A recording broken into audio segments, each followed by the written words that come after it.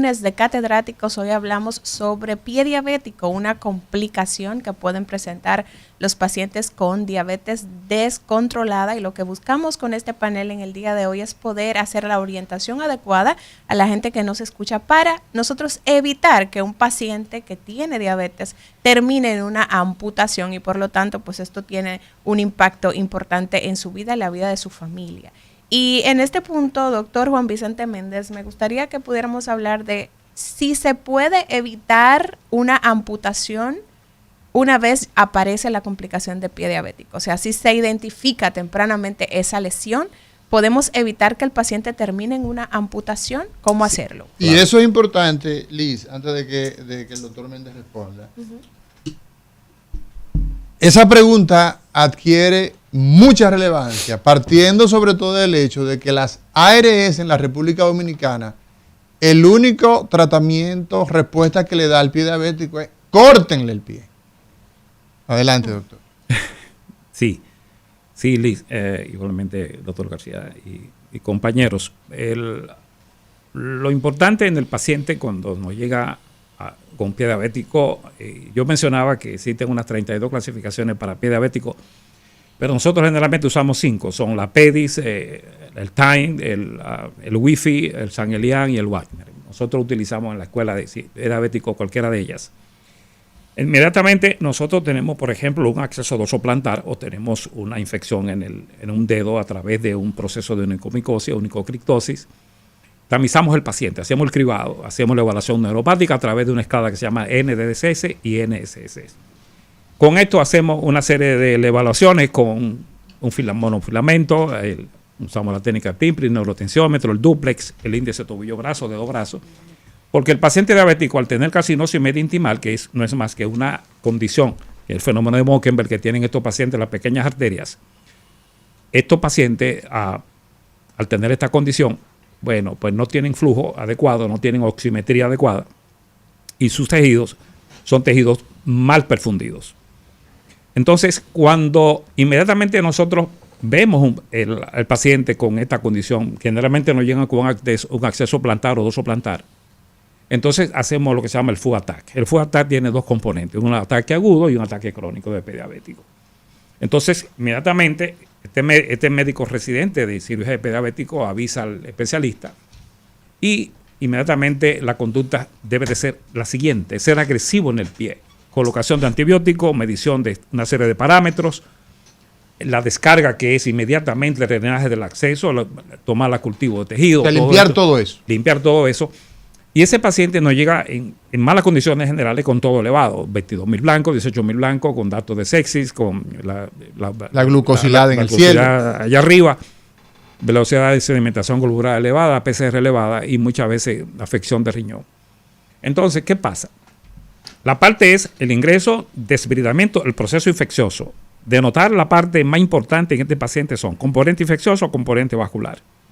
Ahora bien, ya la parte resolutiva que tiene que ver con el tipo de úlcera que el paciente tenga y ver la condición de la estructura ósea del pie que está afectado. Y muchas veces estos pacientes hacen osteomielitis que no se diagnostican en el hospital muy fácilmente. Con una placa de un pie, usted puede mantener un valor equiparable en las próximas 2 semanas de un paciente hacer con osteomielitis, la radiografía simple del pie. Pero hay otros estudios que son mucho más importantes, que es la gammagrafía, que nos dice a nosotros si hay una afección de una parte de esos huesos del pie o de una parte importante de una articulación. Quiere decir que cuando llega a tiempo el paciente y nosotros le hacemos esa evaluación, que es la NDS y NSS, inmediatamente sabemos el daño neuropático que tiene. Número 1. Número 2, el grado de infección, leve, moderada o severa. Y el grado 3, ya la afección vascular a través de los índices. Grado 4, ya entonces entramos el paciente en la parte del procedimiento per se quirúrgico, necrectomía, fasciotomía, amputación reglada, descarga y la tenotomía, etcétera. Una serie de elementos que se utilizan, que puede ser por bisturí sencillamente o hidroquirúrgico, como quiera, al larvar, químico, etcétera. Hay diferentes formas para hacer. Entonces, no descartamos nunca la posibilidad de salvar la extremidad, a menos que el paciente presente datos de una gangrena que se extiende, que ya sabemos que es una gangrena gaseosa, que no hay forma de tratarlo. Solamente en el hospital he luchado toda mi vida porque ver una cámara hiperbárica, pero eso es imposible, ha sido imposible para mantener estos pacientes diabéticos. Algo tan simple. Tan simple que se puede manejar estos pacientes que anteriormente era amputarlo y ya. Pero muchas veces nos llegan y tenemos que decirle, bueno, lastimosamente tenemos que hacerlo. Entonces, la idea es de que nosotros tenemos que hacer ver no solamente al paciente, al familiar y a la sociedad, que nosotros estamos a la mejor disposición de nosotros a utilizar todos los medios habidos y por haber para salvarle su extremidad. Que cuando fracasa o cuando fracasamos como médicos en el sentido de hacer una amputación, es debido a que nosotros tenemos la vida del paciente en juego o tenemos la extremidad en juego. Y eso muchas veces ellos piden su de alta, me voy del hospital o me voy de la clínica, van donde uno a nivel privado, a nivel... No, vaya donde fulano que le va a decir si hay que mocharle el pie o no. Y eso es algo que uno lo ve con mucha frecuencia. De decirle, no creo que pueda hacer ese pie, no es viable la extremidad. Y me dice, no doctor, pero mire que a mí me dijeron que... No, lamentablemente no. Entonces, si le evitamos una amputación al paciente, que tiene indicación de una amputación, lo estamos condenando a muerte. Es decir, que tenemos todas las herramientas dentro de las posibilidades del hospital de nosotros poder salvar la extremidad. Muy bien. Y esa es la idea. Excelente. Doctor Ezequiel, sus consideraciones finales. Tiene un minuto para su conclusión, por favor. Sí, es importante, como se ha manejado y que hemos dicho, todos estamos de acuerdo que la prevención y el estilo de vida que decía la doctora tiene que modificarse. O sea, una persona que es diabética tiene que modificar su proceder, la manera en que se alimenta y la manera también en que usa su calzado, como decía el doctor, las medias, un calzado cómodo, una dieta baja en carbohidratos y azúcares, baja no, nula en azúcares, pues los azúcares refinados creo que lo inventaron, no sé ni para qué, porque eso no sirve para nada, sino para hacerle daño a uno, pero lamentablemente en nuestra sociedad somos muy dados a ese tipo de cosas. Entonces, la alimentación, la prevención en cuanto al calzado, la prevención en cuanto a la manera en que usted se corta sus uñas y se arregla sus pies, la manera en que también usted se mira sus pies, como decía la doctora, diariamente usted se baña, usted se chequea sus pies, si tiene alguna callosidad, si tiene, mira un honguito que tiene ahí, todas esas cosas, hay que eliminarla para prevenir una complicación mayor. Excelente. Andrés Rosario, su conclusión final del tema del día de hoy a la población dominicana. Nada, como muy bien dicho el doctor Ezequiel, el doctor Juan Vicente Méndez y la doctora también Leticia, tenemos que tener en cuenta que el pie diabético no es algo que se debe de tomar a la ligera. Tienen que siempre revisarse los pies, siempre, todos los días. Si sufre de la diabetes, también ir a su diabetólogo, a sus médicos de base para tener eso controlado, porque si no hay un control metabólico, el pie... Cuando llega el paciente con una herida del pie, eso puede entonces llegar a complicaciones. Nosotros como cirujanos de pie diabético, nuestro trabajo es salvar la extremidad. Eso siempre va a ser nuestra primera prioridad para tratar entonces de así evitar las amputaciones. Leticia, 30 segundos para ti.